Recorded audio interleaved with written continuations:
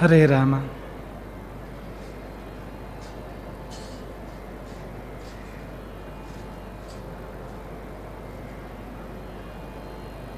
ಎಲ್ಲೆಲ್ಲಿ ಅಡ್ಡಾಡುವುದೆನ್ನ ಮನವು, ಅಲ್ಲಲ್ಲಿ ಕಾಣಲೈ ಗುರು ನಿನ್ನ ತನುವು.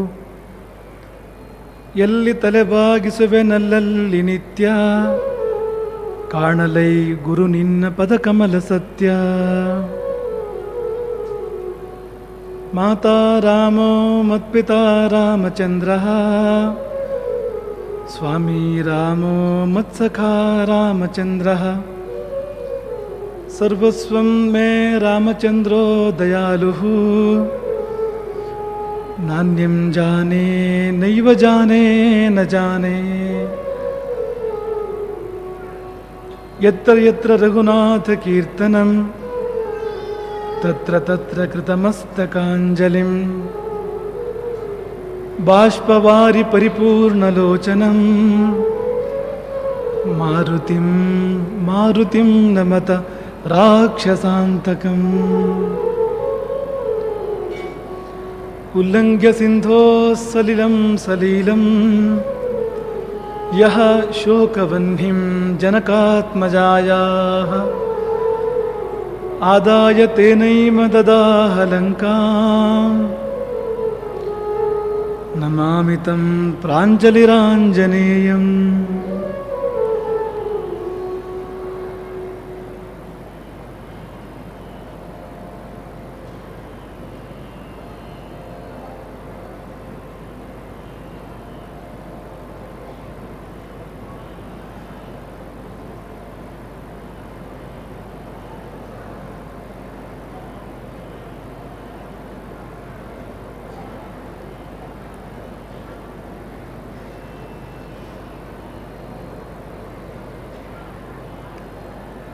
ಒಂದೇ ಮಾತು, ಒಂದೇ ಬಾಣ, ಪತ್ನಿಯೊಬ್ಬಳೇ. ಇದು ರಾಮ.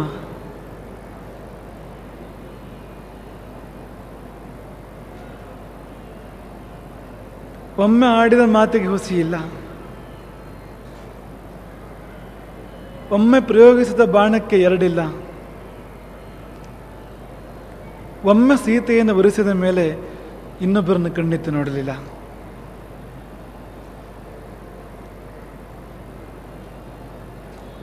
ಅಂತಹ ಒಬ್ಬನೇ ಒಬ್ಬ ಶ್ರೀರಾಮಚಂದ್ರ.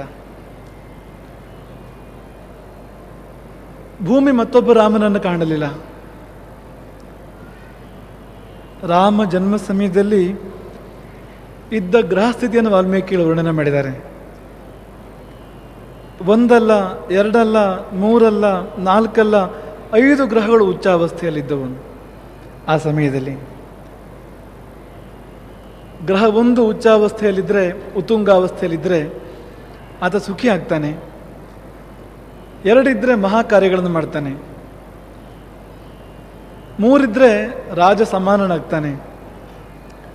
4 ಗ್ರಹಗಳು ಉತ್ತುಂಗಾವಸ್ಥೆಯಲ್ಲಿದ್ದರೆ ಆತ ಸಮ್ರಾಟ ಆಗ್ತಾನೆ. 5 ಇದ್ದರೆ ಪಂಚವಚ್ಚೆ ಲೋಕನಾಯಕ, ಲೋಕನಾಯಕನಾಗ್ತಾನೆ. ಮತ್ತು ಅವನು ಈ ಲೋಕದವನಲ್ಲ, ಯಾವುದೋ ಲೋಕದಿಂದ ಇಲ್ಲಿಗೆ ಬಂದವನು. ಅವನು ದಿವ್ಯ, ಅವನು ಕೇವಲ ಭವ್ಯ ಮಾತ್ರ ಅಲ್ಲ. ಅಂತಹ ಶ್ರೀರಾಮಚಂದ್ರ ಆ ಗ್ರಹ ಸ್ಥಿತಿ ಇನ್ನೊಮ್ಮೆ ಬರಲಿಲ್ಲ ಭೂಮಂಡಲದ ಇತಿಹಾಸದಲ್ಲಿ. ಇನ್ನೊಮ್ಮೆ ಬಂದಿದ್ರೆ ಮತ್ತೊಮ್ಮೆ ರಾಮ ಹುಟ್ಟಿ ಬರ್ತಿದ್ದ, ರಾಮಾವತಾರ ಇನ್ನೊಮ್ಮೆ ಆಗ್ತಿತ್ತು.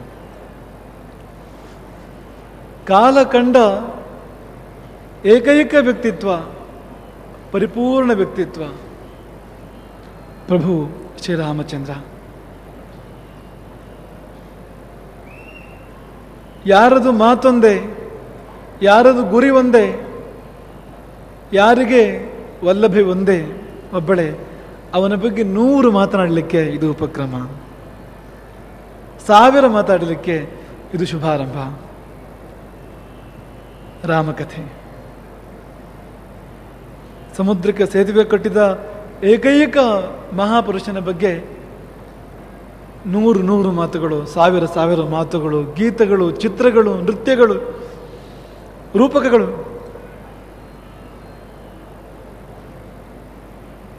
ಹಲವು ನದಿಗಳು ಸಾಗರವನ್ನು ಸೇರ್ತವೆ. ಹಲವು ಕಲಾನದಿಗಳು, ಕಥಾನದಿಗಳು ರಾಮಸಾಗರವನ್ನು ಸೇರಲಿಕ್ಕೆ ಇದು ಆರಂಭ. ಗೀತನದಿ, ಚಿತ್ರನದಿ, ಶಿಲ್ಪನದಿ, ವಾದ್ಯಗಳ ವಾದನದ ನಾದನದಿ, ಭಾವನದಿ, ಅನುಭಾವ ನದಿ, ಅಭಿನಯ ನದಿ, ಇವೆಲ್ಲ ನದಿಗಳು ಕೂಡ ಕಥಾ ನದಿಯನ್ನು ಕೂಡಿಕೊಂಡು ರಾಮನನ್ನು ಸೇರ್ತವೆ, ರಾಮಸಾಗರವನ್ನು ಸೇರ್ತವೆ. ಅದು ರಾಮಕಥೆ. ರಾಮಕಥೆಯನ್ನ ಮೊಟ್ಟ ಮೊದಲು ಯಾರು ಯಾರಿಗೆ ಹೇಳಿದರು? ವಾಲ್ಮೀಕಿಗಳು ಲವಕುಶರಿಗೆ, ರಾಮನ ಮಕ್ಕಳಿಗೆ ಮೊಟ್ಟ ಮೊದಲು ರಾಮಕಥೆಯನ್ನು ಹೇಳಿದ್ದು. ಈ ಜಗದ ಮೊಟ್ಟ ಮೊದಲ ರಾಮಕಥೆ ಅದು. ಒಬ್ಬ ವಕ್ತ, ಇಬ್ಬರು ಶ್ರೋತೃಗಳು. ಆ ಇಬ್ಬರು ಮಾತ್ರ ಸಾಮಾನ್ಯರಲ್ಲ. ಆ ಇಬ್ಬರು ರಾಮನ ಮಕ್ಕಳು, ರಾಮನೆಂಬ ಬಿಂಬದ ಪ್ರತಿಬಿಂಬಗಳು. ರಾಮನ ಮತ್ತೊಂದು ಅವತಾರ ರಾಮಾಯಣ ಅವತಾರಕ್ಕೆ ಕಾರಣರಾಗಿರ್ತಕ್ಕಂಥವ್ರು. ಅಂತಹ ಲವಕುಶರ ಮುಂದೆ ಮೊಟ್ಟ ಮೊದಲ ರಾಮಕಥೆ ವಾಲ್ಮೀಕಿಗಳಿಂದ ನಡೆಯಿತು. ಎರಡನೇ ರಾಮಕಥೆ ಸಂತರ ಸಭೆಯಲ್ಲಿ, ಋಷಿಗಳ ಸಮಾಜದಲ್ಲಿ ಲವಕುಶರ ಮೂಲಕವಾಗಿ ನಡೆಯಿತು. ಲವಕುಶರಿಗೆ ವಾಲ್ಮೀಕಿಗಳು ರಾಮಾಯಣವನ್ನು ಹೇಳಿಕೊಟ್ರು. ಲವಕುಶರು ಮೊಟ್ಟ ಮೊದಲ ಬಾರಿಗೆ, ತಮ್ಮ ಬದುಕಿನಲ್ಲಿ ಮೊಟ್ಟ ಮೊದಲ ಬಾರಿಗೆ, ಒಟ್ಟಾರೆಯಾಗಿ ಎರಡನೇ ಬಾರಿಗೆ ಋಷಿ ಸಂಸತ್ತಿನಲ್ಲಿ ರಾಮಕಥೆಯನ್ನು ಪ್ರಸ್ತುತಪಡಿಸಿದರು. ರಾಮಕಥೆ ಮೂರನೇ ಬಾರಿಗೆ ವಿದ್ಯುಕ್ತವಾಗಿ ನಡೆದಿದ್ದು ಅದು ಅಯೋಧ್ಯೆಯಲ್ಲಿ, ಅರಮನೆಯಲ್ಲಿ, ರಾಮ ಸಮ್ಮುಖದಲ್ಲಿ, ರಾಮನೆಲ್ಲ ಒಡನಾಡಿಗಳ ಸಾನ್ನಿಧ್ಯದಲ್ಲಿ. ಮೊದಲ ರಾಮಕಥೆ ಮಕ್ಕಳ ಮುಂದೆ. ಮಕ್ಕಳು ಅಂದರೆ ದೇವರು. ನಮ್ಮ ರಾಮಕಥೆಯಲ್ಲೂ ಕೂಡ ಅತಿ ಹೆಚ್ಚು ಆಸ್ವಾದನೆ ಮಾಡುವ ಶ್ರೋತೃಗಳು ಮಕ್ಕಳೇ. ನಿಮ್ಮೆಲ್ಲರಿಗಿಂತ ಮೊದಲು ಸಂಭ್ರಮ ಆಗೋದು ಮಕ್ಕಳಿಗೆ ರಾಮಕಥೆಯಲ್ಲಿ.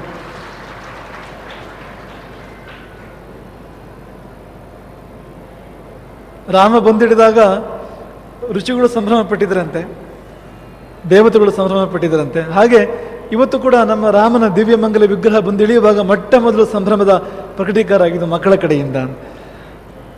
ಯಾಕೆಂದ್ರೆ ಮೊಟ್ಟ ಮೊದಲು ಮಕ್ಕಳ ಮುಂದೆ ರಾಮಕಥೆ ಪ್ರಸ್ತುತವಾಗಿದ್ದು ಲವಕುಶರ ಮುಂದೆ. ಮಕ್ಕಳ ಮುಂದೆ ಮಕ್ಕಳು ದೇವರ ಸಮಾನ. ಸಂತರ ಮುಂದೆ ಎರಡನೇ ರಾಮಕಥೆ. ಸಂತರು ಕೂಡ ದೇವರ ಸಮಾನ. ಭೂಮಿಯಲ್ಲಿ ನಡೆದಾಡುವ ದೇವರುಗಳು ಸಂತರು ಅಂದ್ರೆ. ಮೂರನೇ ರಾಮಕಥೆ ಅದು ದೇವರ ಮುಂದೆ, ರಾಮನ ಮುಂದೆ. ಅದು ರಾಮ ಅಂದ್ರೆ ಶ್ರೀಮನ್ನಾರಾಯಣ, ನರನಾದ ನಾರಾಯಣ ಅವನು, ಭುವಿಗಿಳಿದ ದಿವ್ಯ ಅವನು. ಮೂರು ರಾಮಕಥೆಯು ಕೂಡ ದೇವರ ಮುಂದೆ ನಡೆದಿದೆ ಒಂದು ಅರ್ಥದಲ್ಲಿ. ವಿಶೇಷ ಅಂದ್ರೆ ಮೂರನೇ ರಾಮಕಥೆ ಅರಮನೆಯಲ್ಲಿ. ಗಮನಿಸಿ, ಮೂರನೇ ರಾಮಕಥೆ ಅರಮನೆಯಲ್ಲಿ. ಬೆಂಗಳೂರಿನಲ್ಲಿ ಇದು ಮೂರನೇ ರಾಮಕಥೆ. ಮೊದಲನೇದು JP ನಗರದಲ್ಲಿ, ಎರಡನೇದು ಮಲ್ಲೇಶ್ವರಂನಲ್ಲಿ, ಮೂರನೇದಲ್ಲಿ ಅರಮನೆಯಲ್ಲಿ, ಅರಮನೆ ಮೈದಾನದಲ್ಲಿ ಮೂರನೇ ರಾಮಕಥೆ. ಅಲ್ಲಿ ಕೂಡ ಹಾಗೆ ಮಕ್ಕಳು, ಲವಕುಶರು ಕೋಸರದ ರಾಜಧಾನಿ, ಅವತ್ತಿನ ಕಾಲದಲ್ಲಿ ಜಗತ್ತಿನ ರಾಜಧಾನಿ ಅಯೋಧ್ಯೆಯ ಬೇರೆ ಬೇರೆ ಕಡೆಗಳಲ್ಲಿ ರಾಮಕಥೆಯನ್ನು ಪಡಿಸ್ತಾ ಕೊನೆಯಲ್ಲಿ ಅಯೋಧ್ಯೆ ಅರಮನೆಗೆ ಬರ್ತಾರೆ. ರಾಮನ ಮುಂದೆ ರಾಮಕಥೆಯನ್ನು ಹಾಡ್ತಾರೆ. ಇಲ್ಲೂ ಕೂಡ ನಾವು ಹಾಗೆ ಮಾಡಿದ್ದೇವೆ. ನಮ್ಮ ಕರ್ನಾಟಕದ ರಾಜಧಾನಿ ಬೆಂಗಳೂರಿನ ವಿವಿಧೆಡೆಯಲ್ಲಿ ರಾಮಕಥೆಯನ್ನು ಪ್ರಸ್ತುತಪಡಿಸಿ ಈಗ ಮೂರನೇ ರಾಮಕಥೆ ಅದು ಅರಮನೆಯಲ್ಲಿ, ಅರಮನೆ ಮೈದಾನದಲ್ಲಿ. ಇಲ್ಲಿ ಮೂರನೇ ರಾಮಕಥೆ ಪ್ರಸ್ತುತ ಆಗ್ತಾ ಇದೆ. ಅರಮನೆ ಮೈದಾನದಲ್ಲೊಂದು ಅರಮನೆ. ಇದು ಅರಮನೆಯೇ. ನಾವೆಲ್ಲಿ ಕುಳಿತಿದ್ದೇವೋ ಅದು ಅರಮನೆಯೇ ಸರಿ. ಯಾಕೆಂದ್ರೆ ಇಲ್ಲಿ ರಾಮ ಜನ್ಮ ಆಗ್ತದೆ. ರಾಮ ಜನ್ಮ ಅರಮನೆಯಲ್ಲಾಗೋದು. ಕೃಷ್ಣ ಜನ್ಮ ಸೆರೆಮನೆಯಲ್ಲಾಗಿದೆ. ಪರಶುರಾಮನ ಜನ್ಮ ಗುರು ಮನೆಯಲ್ಲಾಗಿದೆ. ಜಮದಗ್ನಿಗಳು ಗುರುಗಳು, ಅವರ ಮನೆಯಲ್ಲಿ ಪರಶುರಾಮನ ಜನ್ಮ. ಈ ಮೂರು ಅವತಾರಗಳನ್ನು ತಗೊಂಡ್ರೆ ರಾಮ, ಕೃಷ್ಣ ಮತ್ತು ಪರಶುರಾಮ. ಬಹುಶಃ ಪರಶುರಾಮನ ಕಥೆ ಹೇಳಿದರೆ ನಾವು ಮಠದಲ್ಲೇ ರಾಮಕಥೆ ಮಾಡೋದು ಒಳ್ಳೇದಿತ್ತು. ಗುರುಮನೆಗಳಾಗಬೇಕದು ಪರಶುರಾಮ ಜನ್ಮ. ಮತ್ತು ಕೃಷ್ಣ ಜನ್ಮದ ಕಥೆ ಹೇಳೋದಾದರೆ ನೀವ್ಯಾರು ಬರೋದಿಲ್ಲ ಅಲ್ಲಿಗೆ. ಸೆರೆಮನೆಯಲ್ಲಾಗಿದ್ದದು ಕೃಷ್ಣ ಜನ್ಮ ಅದು. ಆದರೆ ರಾಮ ಜನ್ಮ ಆಗಿದ್ದು ಅರಮನೆಯಲ್ಲಿ, ವಿಶ್ವದ ಕೇಂದ್ರದಲ್ಲಿ, ಕೋಸಲದ ಕೇಂದ್ರದಲ್ಲಿ, ಅಯೋಧ್ಯೆಯ ಕೇಂದ್ರದಲ್ಲಿ. ಹಾಗಾಗಿ ಅರಮನೆಯ ಮೈದಾನದಲ್ಲಿ ಆ ರಾಮ ಜನ್ಮದ ಕಥೆಯನ್ನು ನಾವು ಉಪಕ್ರಮಿಸ್ತಾ ಇದ್ದೇವೆ. ಉಪಕ್ರಮಿಸುವಾಗ ಒಮ್ಮೆ ರಾಮನಾಮ ಮತ್ತೊಂದು ಚೆಲುವಾದ ರಾಮನ ಚಿತ್ರ, ತುಂಬ ಮನೋಜ್ಞವಾಗಿರ್ತಕ್ಕಂಥ ರಾಮನ ಚಿತ್ರ. ನಾವು ಯಾವತ್ತೂ ಹೇಳ್ತೇವೆ ರಾಮಕಥೆ ಮಂಗಲಾದಿ, ಮಂಗಲ ಮಧ್ಯ ಮತ್ತು ಮಂಗಲ ಅಂತ ಆಗಬೇಕು. ನಮ್ಮ ಬದುಕೇ ಹಾಗಾಗಬೇಕು. ಬದುಕು ಅಳುವಿಂದ ಪ್ರಾರಂಭ ಆಗುತ್ತೆ, ಅಳುವಲ್ಲಿ ಮುಕ್ತಾಯ ಆಗುತ್ತೆ. ಮಧ್ಯೆ ಇಡೀ ಒಂದಷ್ಟು ಅಳುವೇ ಇರುತ್ತೆ, ಎಲ್ಲ ಅಮಂಗಲವೇ. ಮಂಗಲ ಬದುಕಿನ ಆರಂಭ ಮಂಗಲ, ಮಧ್ಯ ಮಂಗಲ, ಅಂತ್ಯ ಮಂಗಲ ಆಗೋದಕ್ಕೆ ಪ್ರತೀಕವಾಗಿ ಎಲ್ಲ ಕಾರ್ಯಕ್ರಮಗಳನ್ನು ಕೂಡ ನಮ್ಮ ಹಿರಿಯರು ಮಂಗಲಾದಿ, ಮಂಗಲ ಮಧ್ಯ, ಮಂಗಲ ಅಂತವಾಗಿ ಮಾಡಿದರು. ಮಂಗಲಾದೀನಿ ಮಂಗಲ ಮಧ್ಯಾನಿ ಮಂಗಲಾಂತಾನು ಚ ಕಾರ್ಯಾಣಿ ಪ್ರದಂತೆ. ಹಾಗೆ ನಮ್ಮ ರಾಮಕಥೆಯಲ್ಲಿ ಆರಂಭ ಮಂಗಲವನ್ನು ನಾವೆಲ್ಲರೂ ಕೂಡ ಮಾಡಿದ್ದೇವೆ. ವ್ಯಾಸಪೀಠ ಮಾಡಿದೆ, ಒಡನಾಡಿ ಕಲಾವಿದರು ಕೂಡ ಮಾಡಿದ್ದಾರೆ. ಚಿತ್ರದ ಮೂಲಕ, ಗೀತದ ಮೂಲಕ, ವಾದ್ಯದ ಮೂಲಕ ಮಂಗಲ ಮಾಡಿದ್ದಾರೆ. ನೀವು ಮಂಗಲ ಮಾಡಬೇಕು, ನೀವೆಲ್ಲರೂ ಕೂಡ ಮಂಗಲ ಮಾಡಬೇಕು ಈ ಕಾರ್ಯಕ್ರಮಕ್ಕೆ. ಯಾಕೆಂದರೆ 8 ದಿನಗಳ ರಾಮಕಥೆ, ಹನುಮ ಜನ್ಮ, ರಾಮ ಜನ್ಮ ಒಳಗೊಂಡಿರ್ತಕ್ಕಂಥ ರಾಮಕಥೆ ಇದು. ಇಂತಹ ರಾಮಕಥೆ ಪ್ರಾರಂಭಕ್ಕೆ ನೀವೆಲ್ಲರೂ ಕೂಡ ಮಂಗಲ ಮಾಡಿದರೆ ನಿಮಗೆ ವಿಘ್ನ ಬರೋದಿಲ್ಲ ಅಂತ. ನಾಳೆದೆಲ್ಲ ಬರಬೇಕಲ್ಲ ನೀವು ರಾಮಕಥೆಯಲ್ಲಿ 8 ದಿನ ಕೂಡ ಭಾಗವಹಿಸಬೇಕು. ರಾಮ ಜನ್ಮವನ್ನು, ಹನುಮ ಜನ್ಮವನ್ನು ಕಾಣಬೇಕು ನೀವೆಲ್ಲರೂ ಕೂಡ. ಹಾಗಾಗಿ ನೀವೆಲ್ಲರೂ ಕೂಡ ಮಂಗಲ ಮಾಡಬೇಕು. ಅದು ರಾಮನಾಮದ ಮೂಲಕವಾಗಿ ವೇದಿಕೆಯಿಂದ ಹರಿದು ಬರುವ ರಾಮನಾಮವನ್ನು ಅನುಸರಿಸಿ ಎಲ್ಲರೂ ಕೂಡ ಮನಬಿಚ್ಚಿ ಕೈ ತಟ್ಟಿ ರಾಮ ರಾಮ ರಾಮ ಅಂತ ಹೇಳಬೇಕು. ನೀವು ಹೇಳ್ತಾ ಇರುವಂತೆ ಒಂದು ಚೆಲುವಾದ ರಾಮನ ಚಿತ್ರ, ಬಹು ಸುಂದರವಾಗಿರ್ತಕ್ಕಂಥ ರಾಮನ ಚಿತ್ರ ಇಲ್ಲಿ ವೇದಿಕೆಯಲ್ಲಿ ರೂಪಿತವಾಗಬೇಕು. ಈಗದು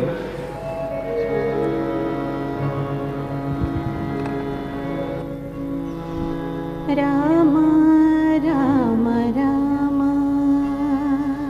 ರಾಮ ರಾಮ ರಾಮ ರಾಮ ರಾಮ ರಾಮ ರಾಮ ರಾಮ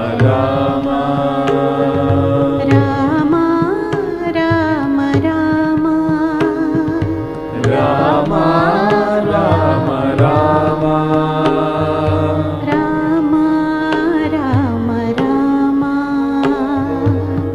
ರಾಮ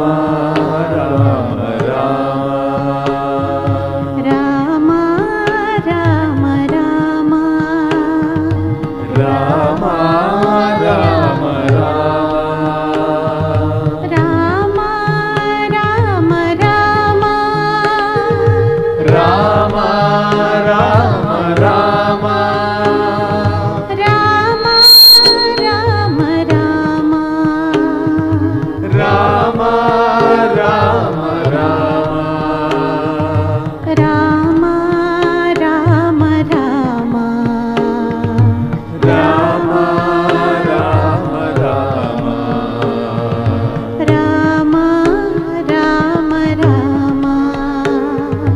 ರಾಮ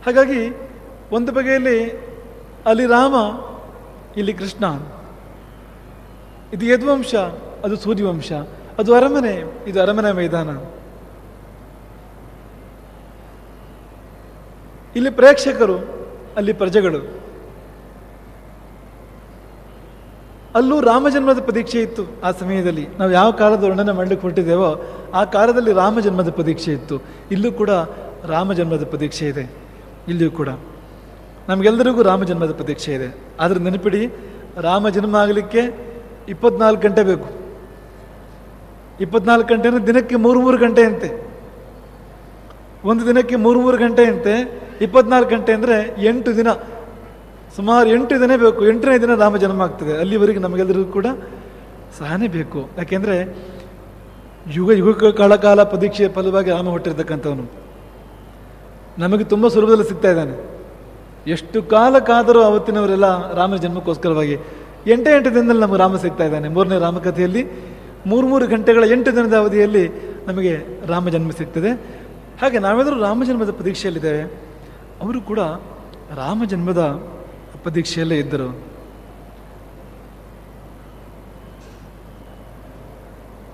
ಹೌದು, ಅರಮನೆ ಎಂದರೆ ರಾಜ, ರಾಜನೆಂದರೆ ರಾಜ್ಯ. ರಾಜನೆಂದರೆ ರಾಜ್ಯ. ನಮಗೊಂದು ಸುಂದರವಾದ ಸಂಭಾಷಣೆ ನೆನಪಾಗ್ತದೆ.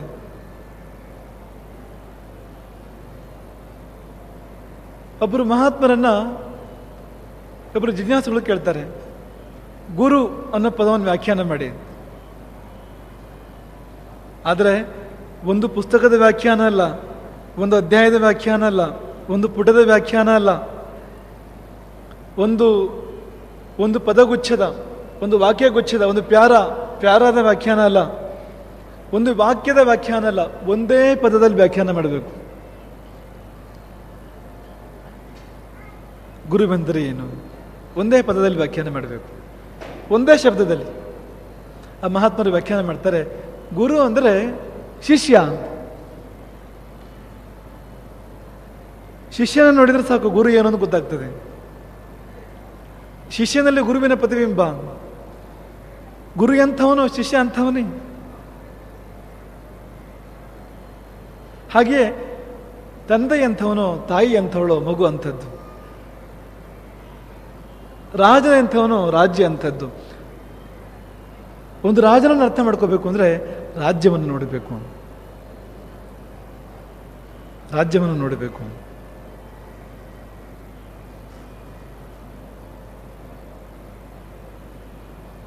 ರಾಮನನ್ನು ಅರ್ಥ ಮಾಡ್ಕೋಬೇಕು ಅಂದರೆ ರಾಮ ರಾಜ್ಯವನ್ನು ನೋಡಬೇಕು. ಮೈಸೂರು ಮಹಾರಾಜನ ಅರ್ಥ ಮಾಡ್ಕೋಬೇಕು ಅಂದರೆ ಅವರ ರಾಜ್ಯ ಹೇಗಿತ್ತು ಅಂತ ನೋಡಬೇಕು. ನಾವು ಪ್ರಜೆಗಳು ಹೇಗಿದ್ರು ಅಂತ ನೋಡಬೇಕು. ಆ ಕಡೆಗೆ ನಾವು ಸರಿಬೇಕಾಗಿದೆ. ನಾವಾಗಲೇ ಹೇಳಿದ್ವು,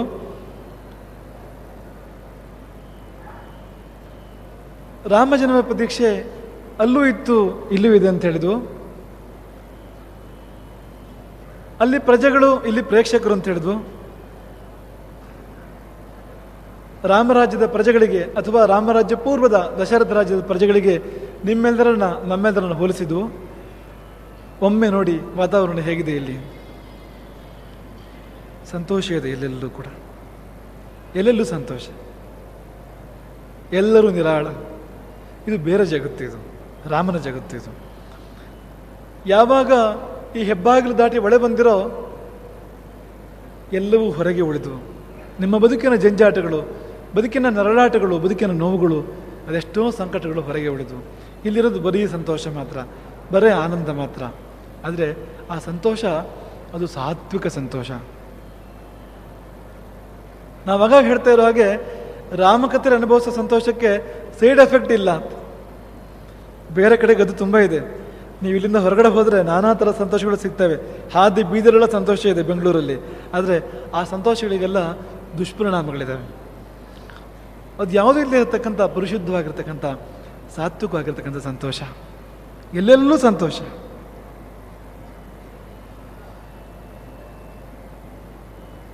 ಒಮ್ಮೆ ಆಲೋಚನೆ ಮಾಡಿ, ಈ ಸಂತೋಷ ಶಾಶ್ವತವಾಗಿದ್ದರೆ, ಈ ಸಂತೋಷ ಸ್ಥಿರವಾಗಿದ್ದರೆ, ಚಿರವಾಗಿದ್ದರೆ ಹೇಗಿರ್ತಿತ್ತು?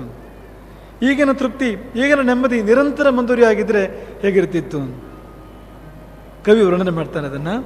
ಎಲ್ಲಿ ಹರುಷ ವರುಷವಾಗಿ ವರುಷವೆಲ್ಲ ಸುರಿಯುತ್ತಿಹುದು, ಹರ್ಷವೇ ವರ್ಷಾಧಾರೆಯಾಗಿ ವರ್ಷ ಇಡೀ ಸುರಿತಾ ಇರಬೇಕು. ಹೇಗಿರ್ತಿತ್ತು? ಕೋಸಲದ ಹಾಗಿರ್ತಿತ್ತು, ಅಯೋಧ್ಯೆ ಆಗಿರ್ತಿತ್ತು. ಎಲ್ಲಿ ಹರುಷ ವರ್ಷವಾಗಿ ವರುಷವೆಲ್ಲ ಸುರಿಯುವುದೋ,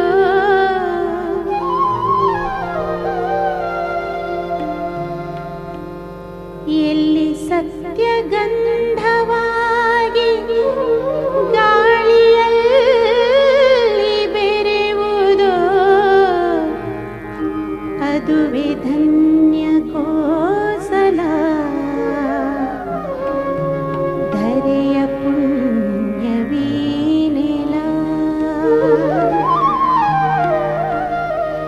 ಎಲ್ಲಿ ಹರುಷ ವರ್ಷವಾಗಿ ವರುಷವೆಲ್ಲ ಸುರಿಯುವುದೋ, ಎಲ್ಲಿ ಸತ್ಯ ಗಂಧವಾಗಿ ಗಾಳಿಯಲ್ಲಿ ಬೆರೆಯುವುದೋ, ಎಲ್ಲಿ ತೃಪ್ತಿ ಮನಸ್ಸು ಹೃದಯವನ್ನು ನೆಲೆಸಿ ನಲಿಯುವುದೋ, ಎಲ್ಲಿ ಧರ್ಮ ಎಲ್ಲರೆದೆಯ ನಾದವಾಗಿ ಉಳಿಯುವುದೋ, ಅದುವೇ ಧನ್ಯ ಕೋಸಲ, ಧರೆಯ ಪುಣ್ಯವೀನೆಲ.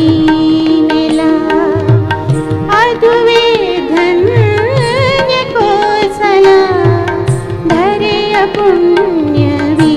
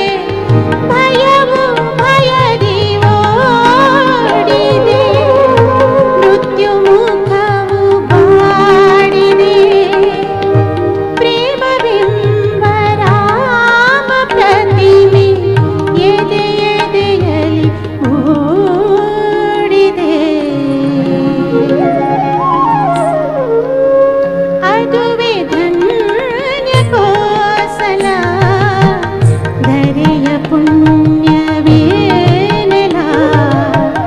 ಅದುವೆ ಧನ್ಯ ಕೋಸಲ ಧರೆಯ ಪುಣ್ಯ